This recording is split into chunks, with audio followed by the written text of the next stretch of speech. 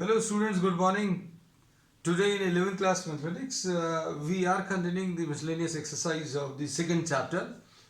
We are done up to question number 6 and today we are starting from question number 7.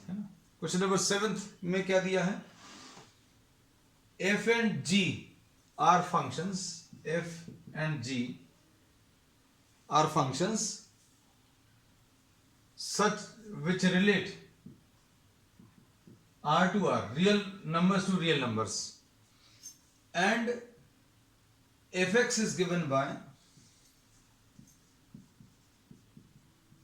x plus 1 and gx is given by 2x minus 3.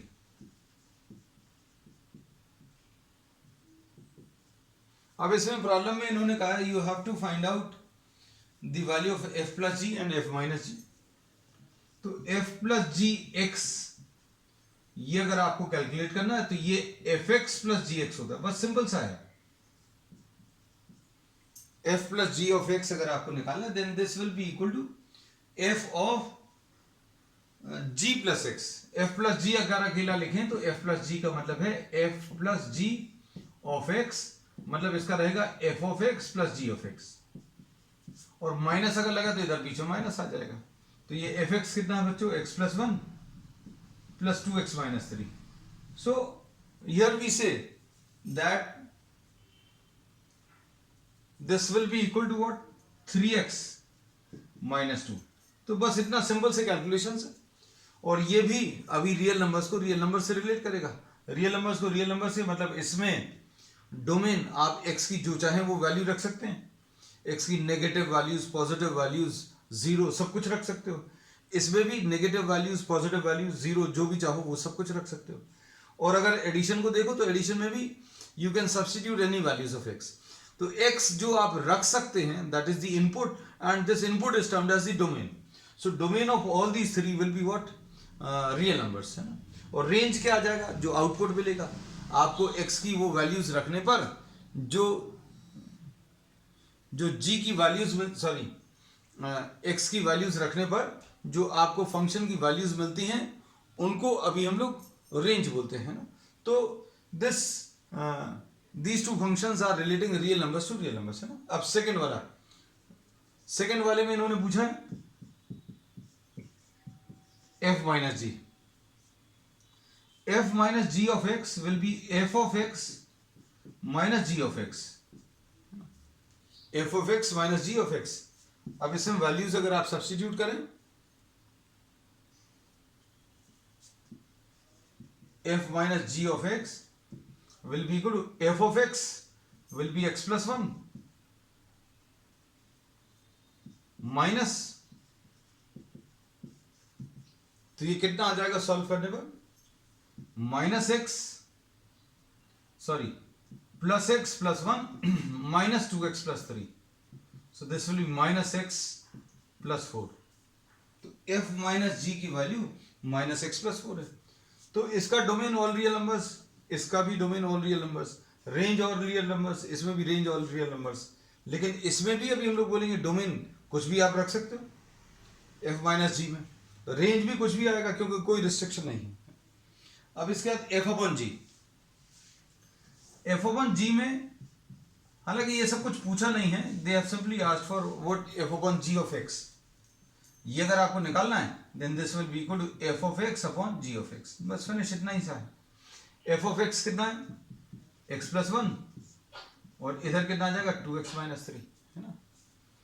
तो ऐसे functions में ये तो problem यहीं पर finish हो गया. अब ऐसे फंक्शंस में अगर आपको डोमेन बताना है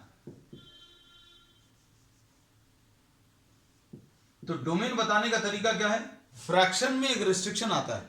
क्या रिस्ट्रिक्शन आता है कि denominator should not be equal to 0. मतलब 2x minus 3 will not be equal to 0. मतलब 2x will not be equal to 3. मतलब x not equal to 3/2. x 3/2 के बराबर नहीं होगा. अब ये इसका मतलब ये है अगर आपको इसका डोमेन बताना होता है ना, तो डोमेन रेंज क्वेश्चन में तो नहीं पूछा लेकिन अभी हम बता दे रहे हैं सिर्फ जस्ट फॉर नॉलेज से. भाई इसका डोमेन आ जाएगा ऑल रियल नंबर्स माइनस 3/2. सारे रियल नंबर्स रख सकते, सिर्फ 3/2 नहीं रख सकते, है ना, क्योंकि 3/2 अगर आप रखोगे तो 2 × 3/2, 2 और 2 कैंसिल होगा, 3 - 3 0 आ जाएगा।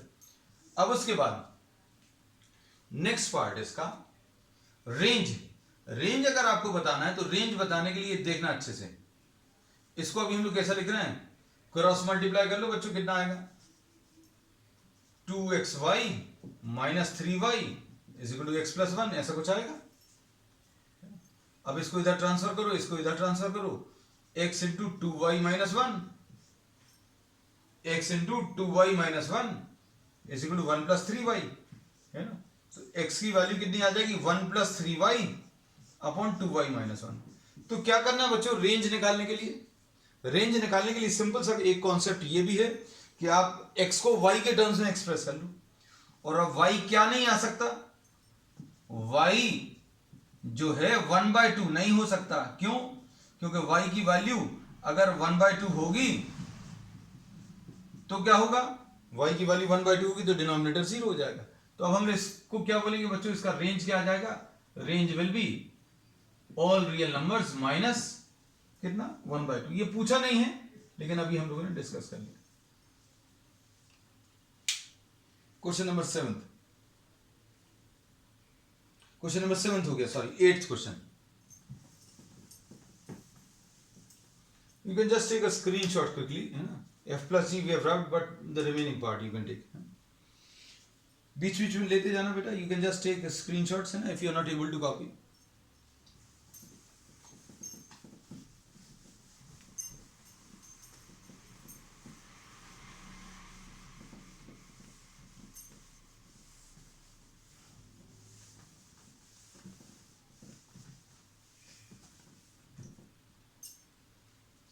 अब इसमें नेक्स्ट है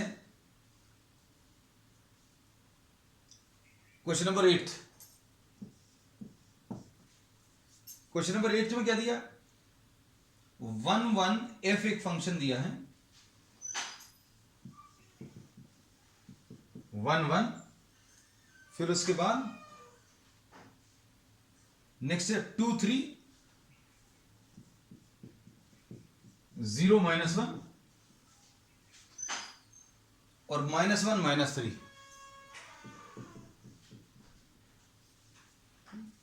अब इसके बाद fx की वैल्यू x + b, ऐसा कुछ दिया। You have to find out the values of a and b। अब इसमें अगर आप देखो तो ये x की वैल्यू रिप्रेजेंट करेगा और ये fx रिप्रेजेंट करेगा, मतलब अभी हम बोलेंगे ये y रहेगा, पहला नंबर x है, दूसरा वाला नंबर y है। तो अब इसमें वैल्यूज रखकर देखो बच्चों, इसमें पहले ऑर्डर्ड पेयर से क्या पता चल रहा है, x की वैल्यू 1 है और y की वैल्यू 1 है। दूसरे ऑर्डर्ड पेयर से क्या पता चल रहा है बच्चों, x की वैल्यू 2 है और y की वैल्यू 3 है। तीसरे ऑर्डर्ड पेयर से x की वैल्यू 0, y की वैल्यू -1। अब कोई भी वैल्यूज आप इसमें रख लो और सिंप्लीफाई कर लो, बस क्या करोगे, x की वैल्यू 1, y की वैल्यू 1, तो 1 = a × 1 + b, यानी a + b = 1, ऐसा कुछ आ जाएगा। हमें ये वाली वैल्यू ज्यादा अच्छी लग रही, क्यों, क्योंकि अभी आप इसको सब्स्टिट्यूट करोगे तो डायरेक्टली वैल्यूज आ जाएंगी, है ना। कैसा, x की वैल्यू 0, y की वैल्यू -1, y की वैल्यू -1 रख लिया, = a × 0 + b। x की वैल्यू 0 रखी बेटा और y की वैल्यू कितनी, -1, ये वाली। तो अब इससे क्या मिल जाएगा, b की वैल्यू -1 मिल गई। b की वैल्यू -1 इधर रख लो तो a + -1 = 1, तो a की वैल्यू बच्चों 2 आ जाएगी। प्रॉब्लम में जो दिया हुआ है उसको अच्छे से समझो, ये फंक्शन है, ये फंक्शन जो है इन्होंने कैसा दिया हुआ है, ये इन्होंने लिस्टिंग करके दी है रोस्टर फॉर्म में, है ना, मतलब ऑर्डर पेयर्स के फॉर्म में दिया हुआ है। फिर फंक्शन एक प्रॉपर्टी के फॉर्म में भी डिफाइंड है। कैसा डिफाइंड है कि भाई a × x करोगे + b करोगे तो y मिलेगा, a और b निकालना। तो ये x है और ये वाली वैल्यू y है, ये वाली वैल्यू x है, ये वाली वैल्यू y है, ये x है, ये y है। 4 ऑर्डर्ड पेयर्स दिए हैं। अब इसमें सोचकर देखना, सिर्फ 2 ऑर्डर्ड पेयर्स दिए होते तो भी काम चल जाता। मतलब सिर्फ ये कंफ्यूजन के लिए आपको इतने सारे दिए। If only 2 were given then also we could have calculated what the values of a and b, है ना। ठीक है, तो ये हो गया क्वेश्चन।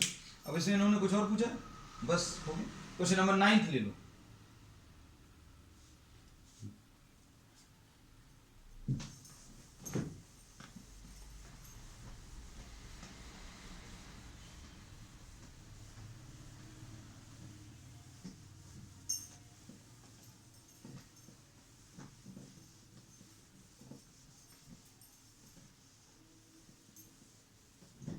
क्वेश्चन नंबर 9 देखो बच्चों।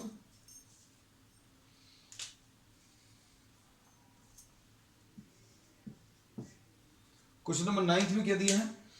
Are is a relation. अब रिलेशन दिया है, अब ये रिलेशन से रिलेटेड है, प्रॉब्लम है ना, फंक्शन से रिलेटेड नहीं है।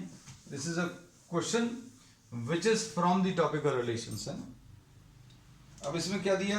R is given by the ordered pair AB such that A is equal to B square, A is equal to B square ऐसा दिया है, ठीक।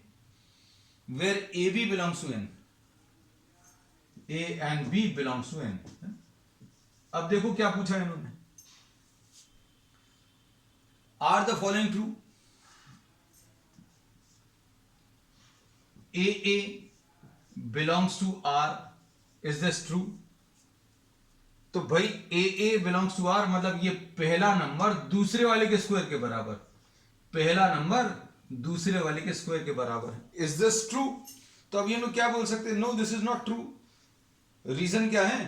क्योंकि अभी हम लोग इसमें क्या बोलेंगे बच्चों, देखना, a minus a square will be equal to 0, तो a into 1 minus a will be equal to 0, तो ए की वैल्यू 0 मिलेगी और ए की वैल्यू 1 मिलेगी। लेकिन 0 तो बच्चों नेचुरल नंबर नहीं है, ये 0 जो है this is not a natural number, है ना। तो ये इसको सॉल्व करने पर ये आ रहा है, और ये सबके लिए ट्रू होना चाहिए, लेकिन ये सिर्फ एक ही नेचुरल नंबर के लिए ट्रू है। तो a इक्वल टू 1 के लिए तो ये पॉसिबल है, क्या 1,1, क्यों? क्योंकि 1 इज इक्वल टू 1 स्क्वायर। लेकिन बाकी के लिए 2 के लिए 3 के लिए पॉसिबल नहीं है, और एक वैल्यू 0 आ रही है, 0 is not a natural number, so we say that this is not true. फिर उसके बाद a b belongs to r. अब इसमें बहुत सिंपल सी चीजें, बच्चों डरने की जरूरत नहीं। A b belongs to r, क्या इससे ये मतलब निकाल सकते हैं b a also belongs to r? A b belongs to r का मतलब क्या है? पहला वाला नंबर दूसरे वाले के स्क्वायर के बराबर है। क्या इससे ये मतलब निकाल सकते हैं? इसका देखो, इसका मतलब क्या निकलेगा? पहला वाला नंबर दूसरे वाले के स्क्वायर के बराबर है। Is this possible? दो नंबर्स हैं, जैसे सपोज फॉर एग्जांपल 1 और, सपोज आप कौन सा नंबर ले लो, 4 और 2, 4 इज अ स्क्वायर ऑफ 2। आपको जो नंबर लेने हैं बच्चों क्या है? B square comma b. पहला नंबर दूसरे नंबर का स्क्वायर है, पहला नंबर दूसरे नंबर का स्क्वायर है। क्या ये पॉसिबल है? पहला नंबर क्या दूसरे का स्क्वायर है? नहीं। So we say that this is also not true, ठीक है, क्योंकि a equal to b square does not imply that b equal to a square. चलो फिर उसके बाद इसका third part, a b belongs to r दिया है बच्चों, और b c belongs to r. Relation क्या है वो अब आप अच्छे से समझना, हम बार बार इसी को पॉइंट आउट कर रहे हैं कि ये रिलेशन कैसे लिखा हुआ है बच्चों। ये रिलेशन ऐसा लिखा कि पहला नंबर जो है दूसरे वाले नंबर का स्क्वायर है ना। तो इससे क्या लिखेंगे? a equal to b square है और b equal to c square है। क्या इससे ये मतलब निकाल सकते हैं कि a रिलेटेड टू b है, b रिलेटेड टू c है? क्या a c से रिलेटेड है? तो अब देखो, a equal to b square है, b equal to c square, तो b की वैल्यू इसमें रखो बच्चों, तो क्या मिलेगा? a is equal to c square का होल स्क्वायर, यानी c टू द पावर 4। तो क्या कह सकते हैं, a is equal to c to the power of 4 आया, and this does not belong to the relation, belong to r, क्योंकि r को अगर बिलोंग कर रहा होता तो a is equal to c square आना चाहिए था, this should be the relation,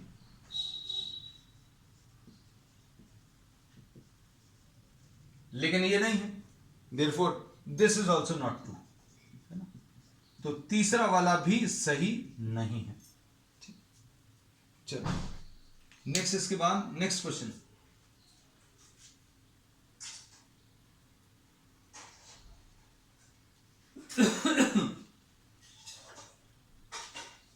अब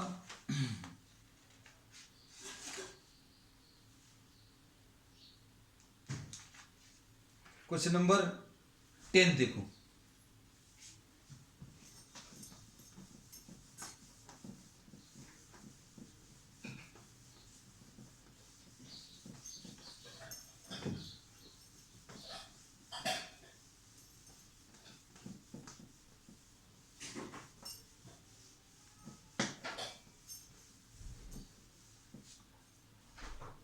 क्वेश्चन नंबर 10 में देखना बच्चों,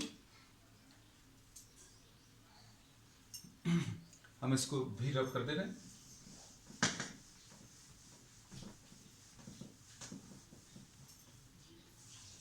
क्वेश्चन नंबर 10th में फिर से दो सेट्स दिए हुए हैं, 1 2 3 4, पहला सेट 1 2 3 4, हम मैपिंग के फॉर्म में बना दे रहे हैं क्योंकि ज्यादा आसान लगता है सबको, 1 5 9 11 15 16, 1 5 9 11 15 एंड 16, 1 5 9 11 15 एंड 16, 1 रिलेटेड टू 5 दिया है, 2 रिलेटेड टू 9 दिया है, और क्या दिया है, 3 रिलेटेड टू 1 दिया है, 3 रिलेटेड टू 1 दिया है, फिर उसके बाद 4 related to 5, 4 related to 5, and फिर इसमें 2 रिलेटेड टू 11, इसमें 2 इज रिलेटेड टू 11। ठीक, अब क्या बोल सकते हैं, देखो ध्यान से क्या पूछा है, इसमें इन्होंने बोला are the following, f is a relation from A to B, ये f is a relation, yes बच्चों एफ इज अ रिलेशन, क्योंकि इसमें पहला सेट 1 2 3 4 है और दूसरा सेट 1 5 9 11 15 16, रिलेशन की डेफिनेशन क्या है, the first number should belong to the first set and second number should belong to the second set, is a relation, so here we say yes this is a relation। अब 1 5 2 9 3 1 4 5 and 2 11 है, so yes this is a relation, f is a relation। अब हम इसको ऐसा भी लिखते हैं 1 5 और क्या लिखा था 2 9 3 1 2 9 3 1, है ना, दोनों तरीके से बता देंगे बच्चों, 3 1 4 5 2 11, तो first element belongs to the first set and second element belongs to the second set, so this is a relation. क्या ये फंक्शन है, तो ये फंक्शन नहीं है, क्योंकि फंक्शन में हम लोग ये कहते हैं कोई भी दो ऑर्डर्ड पेयर्स का सेम फर्स्ट एलिमेंट नहीं होना चाहिए, two from the first set is related to two elements of second set, और इसकी वजह से therefore f is not a function। खत्म हो गया, इतना ही सा है, जस्टिफाई और आंसर तो जस्टिफाई कर दिया अभी अपन को। अब इसके बाद नेक्स्ट क्वेश्चन देखो, क्वेश्चन नंबर 11th,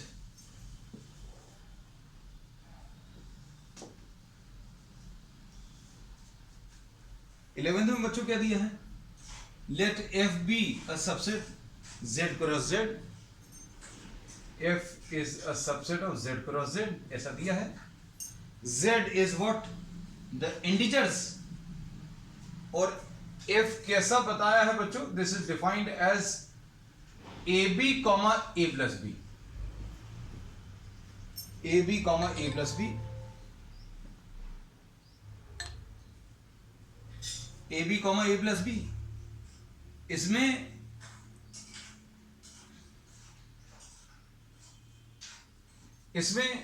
a और b जो है, दीज बिलोंग टू z। अब आपको रिलेशन कैसा, कोई दो इंटीजर्स उठाने और उनको मल्टीप्लाई करके पहला नंबर और उनको ऐड करके दूसरा वाला नंबर, ऑर्डर पेयर कैसे बनाने ये समझ जाना अच्छे से।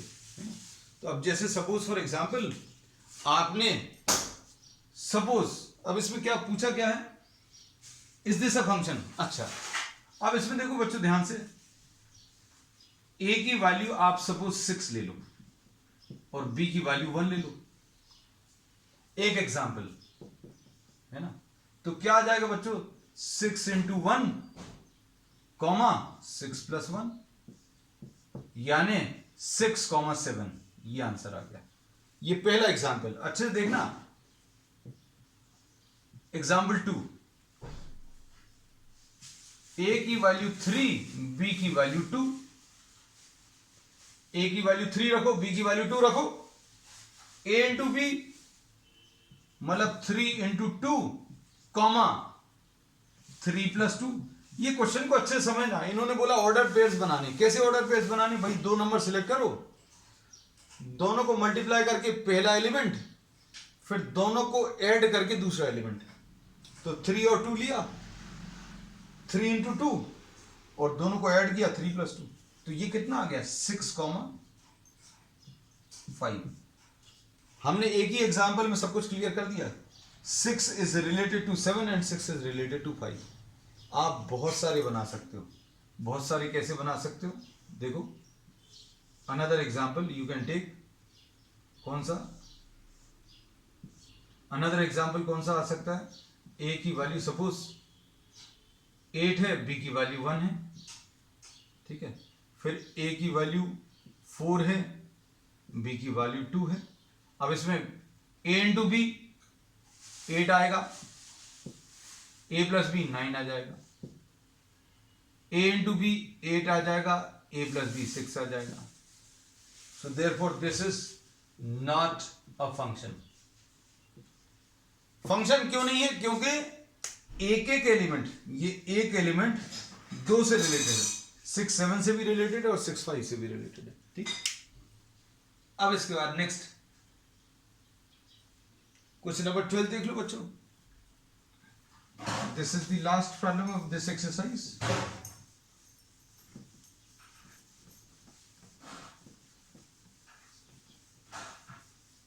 क्वेश्चन नंबर 12 में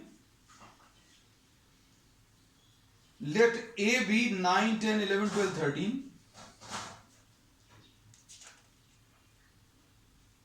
और a रिलेटेड टू, ठीक। अब देखो क्वेश्चन नंबर 12 है ना, क्वेश्चन नंबर 12 में बच्चों क्या है, इसमें इन्होंने कहा है a is 9 10 11 12 13, a is 9 10 11 12 13।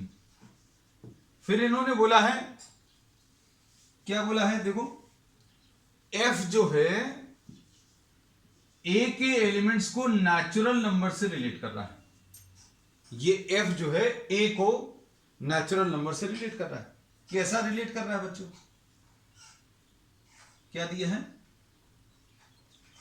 f of n will be the highest prime factor of n, highest prime factor of n,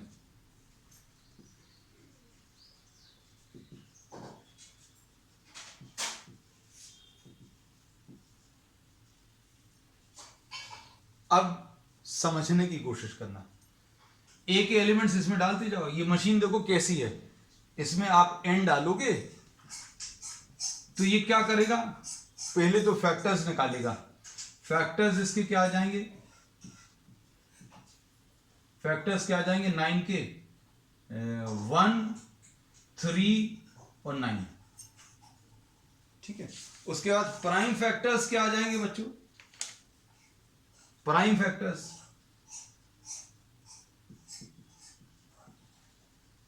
सिर्फ 3 आएंगे। इन्होंने बोला पहले तो फैक्टर्स लिखा, अभी हमने लिख दिए, फिर प्राइम फैक्टर्स लिख लिए, फिर हाईएस्ट प्राइम फैक्टर। अब चूंकि एक ही आ रहा है ना, 2 आते तो इनमें भी जो बड़ा वाला होता वो आंसर में आता। तो f of 9 will be equal to 3। एक एग्जाम्पल और दिए दे रहे हैं ना, हम सारे अभी आपको करके बताएंगे। f ऑफ 10 कैसे मिलेगा, मतलब क्या करना पड़ेगा, इसके फैक्टर्स लिखो। फैक्टर्स बच्चों क्या आएंगे, हम इधर लिख दे रहे हैं।